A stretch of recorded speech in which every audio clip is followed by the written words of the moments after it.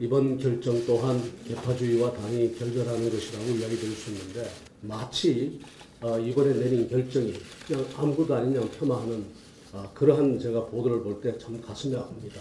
어떻게 다음 지도부가 함부로 할 수 있다고 그렇게 함부로 이야기를 할 수가 있습니까? 계속해서 개파 이야기를 하고 또 개파 위주의 그런 생각을 가지고 자꾸 이야기를 하시는 분들이 있어서 그걸 전부 좀 정리해보라는 뜻입니다, 일단.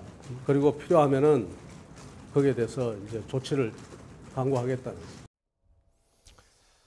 예, 아무것도 아닌 것처럼 폄하하는 보도들이 이제 나오고 있다. 거기에 대해서 이제 좀 가슴이 아프다. 그런 얘기를 했는데 일단 먼저 그 당협위원장 교체 명단에 현역 의원의 그 친박 아니면 비박 다 지금 들어가 있죠, 명단 안에는? 각 책임별로 나눠갖고서는 사람들이 꽤나 많이 들어가 있습니다. 네. 이 자유한국당의 위기의 첫 번째 시발점을 2016년도 총선에서의 갈등으로 보게 되거든요. 그 당시 진박 공천에 책임 있는 사람부터 책임을 지게 되고 그리고 국정농단으로 탄핵이 됐기 때문에 국정농단에 책임 있는 인사들 저와 같이 책임지고 물러나도록 만들겠다는 거고요.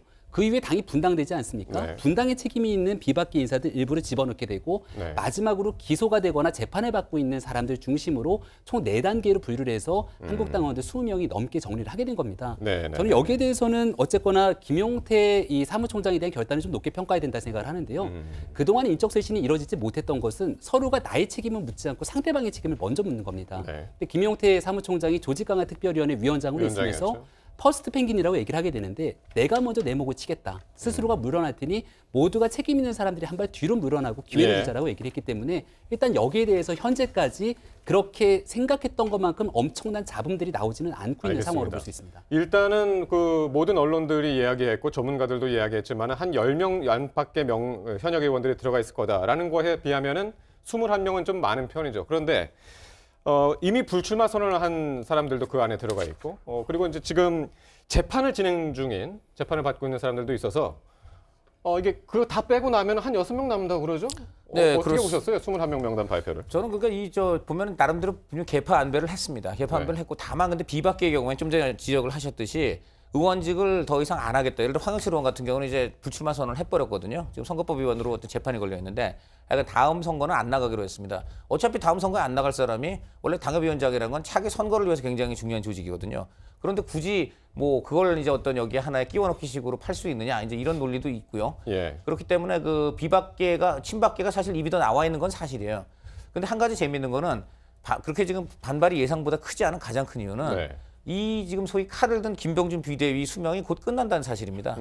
이분들은 곧 이제 물러나게 되고 2월 달에 새 전당대회가 열어서 다음 대표가 들어서게 되는데 그래서 지금 아까 조금 전에 그 인터뷰가 그거잖아요. 바로 그겁니다. 그래서 얘기가. 지금 보면은 나경원 아무것도 아닌 것처럼 아무것도 아닌 것처럼 얘기하는 폄하지 말라는 게 쉽게 말하면 이게 다음번 대표가 들어와서 다 복귀시킬 거 아니냐라고 이제 하는 이런 거에 지금 쐐기를 박으려고 하는 것이죠. 그런데 문제는 물러나는 사람이 아무리 쐐기를 박아봤자 새로운 사람이 들어서 언제든지 뒤집을 수도 있는 겁니다. 다만 여론 때문에 아마 구체적으로는 할 수 없겠습니다만은 만약 친박들이 여기서 또 일치 단결을 해가지고 만약에 정말 또 친박들 마음에 들게 행동하는 그런 대표가 다음번에 들어선다면 이 당협위원장 교체가 그렇게 큰 의미를 가지지 못할 수도 있습니다. 그럼에도 불구하고 이번에 저는 인적 쇄신을 하는데 개파 안배하는 건 처음 봤거든요. 그래서 이 인적 쇄신을 개파 안배를 하다 보니 최악의 사태, 분당을 막았다는 게 지금 이렇게 긍정적으로 평가할 만한 부분이고요. 최종 골은 공천입니다. 그러니까 이번에는 당협위원장 교체잖아요. 그다음에 당대표를 선출할 때 다시 한번 지구당 정비를 하게 되는데요.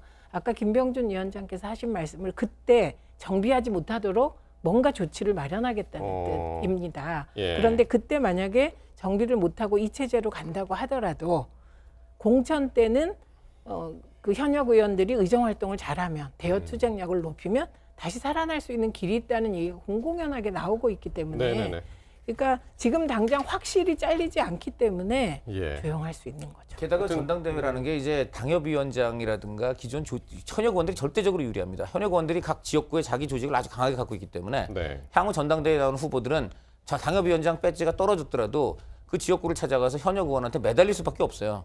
그렇기 때문에 전당대회를 앞둔 현역 의원들은 굉장히 권력이 강한 겁니다. 그러니까 그 현역 의원들이 자기가 마음에 드는 대표가 만약에 당선이 된다고 하면은 당협위원장 이런 거는 그렇게 큰 타격이 아닐 수도 있죠. 알겠습니다.